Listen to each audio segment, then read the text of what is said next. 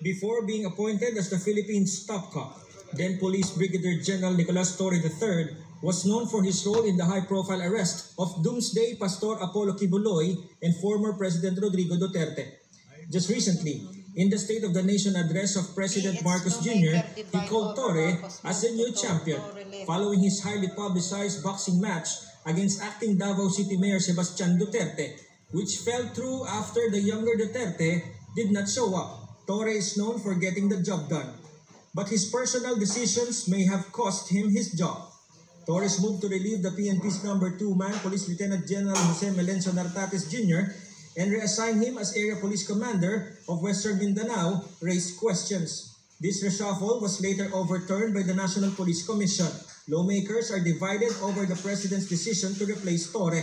Some members of the House minority were disappointed with Torre's relief, with ML Party List Representative Laila de Lima describing him as a high-performing PNP chief. For Akbayan Party List Representative Percival Sendanya, he believes those involved in the flood control anomaly should have been removed instead of Torre.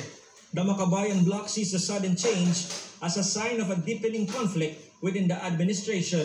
Another Congressman, Alfredo Garbin Jr., considers Torre's removal a loss for the organization, citing the reforms he started in the PNP. Senator Panfilo Lacson, a former PNP chief himself, said Torre may have been dismissed after relieving Nartates Jr. without clearance from Malacanang. Senators Joel Villanueva and Rafi Tulfo admit they were surprised by the announcement but said it must be respected. I think all of us were caught surprised about it, but at the end of the day, we respect the appointing authority. No? So it is what it is. Nagkakaroon na ng medyo tense, matagal na. So to ease the tension, so Malacanang made a decision, and I respect the decision of Malacanang. Senator Ronald Bato de la Rosa, who served as police chief during the Duterte administration, expressed mixed emotions for the ousted PNP chief. Galit ako sa kanya, sa ginawa niya kay Pastor Apollo Kibuloy at kay President Duterte. Pero ngayon naawa ako sa kanya dahil after nung ginawa niya lahat-lahat, binigyan siya ng posisyon, tapos hindi ba rin siya. Galit ako na naawa ako. Senator Jinggoy Estrada, who previously had a negative impression of Torre, said he believes the president's decision is in the public's best interest. Well, if you remember, the first time when he was appointed as Chief PNP, sinabi ko na we have the most arrogant Chief of Police. I trust that this decision was made with the best interest of the Filipino people in mind. Senate President Francis Escudero, for his part, says the morale of the police should not be affected since the PNP chief serves at the pleasure of the president. Senator Amy Marcos, meantime, welcomes the appointment of Nartates, who once served as a provincial director in Ilocos Norte. Magaling naman yan at natutuwa naman ako. Kilala ko, at least isang official na kilala ko. Naging PD ko siya, mahusay naman at tapat sa trabaho. ABS-CBN News is still trying to get a statement from General Nicolas Torre III.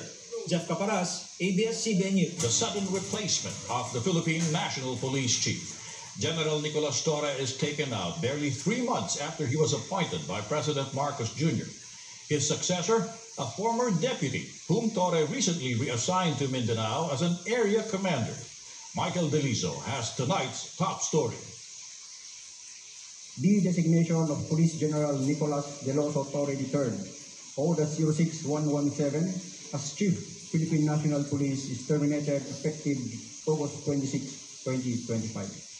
Barely 3 months since his appointment, General Nicolas Torre III was relieved as Chief of the Philippine National Police, a position initially seen as a reward for his role in the arrest of fugitive Pastor Apollo Kibuloy and the serving of warrant of arrest against former President Rodrigo Duterte. One of the reasons for his removal was his alleged disregard of the National Police Commission resolution to recall his reassignment of several top PNP officials. Among them was Lieutenant General Jose Melencio Nartates Jr., then Deputy Chief for Administration, the second highest post, who was reassigned as Area Police Commander in Western Mindanao. According to Interior Secretary John Vic Remulla, President Ferdinand Marcos Jr. upheld the role of NAPOLCOM.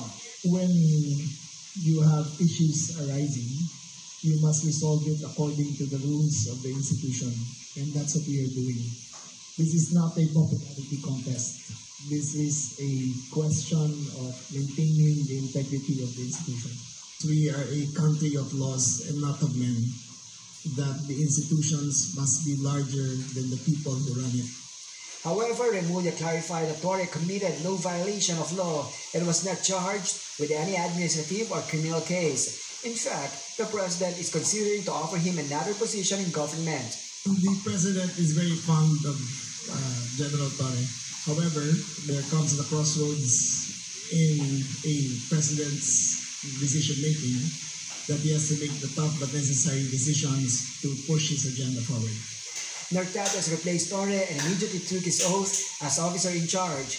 Torre did not attend the assumption of command rights. He would have served as PNP chief until reaching the retirement age of 56 on March 11, 2027. Nartates, a native of Santa Ilocos Sur, is a member of Philippine Military Academy, Panlao class of 1992. He also served as director of NCRPO, the Directorate for Intelligence and Controllership. He headed the Calabarzon Police and was director of the Finance Service at the PNP National Headquarters. In his long career in public service, he also started as senior superintendent at the Ilocos Norte Provincial Police Office. Nartates is set to retire in March 2027. The Philippine National Police is a dynamic organization. We are covered by orders, we are covered by policies. As a fine Filipino public servant na minsan ay isang sundalo, susunod lang tayo kung ano ang ibibigay na utos. Especially, this is a general order. I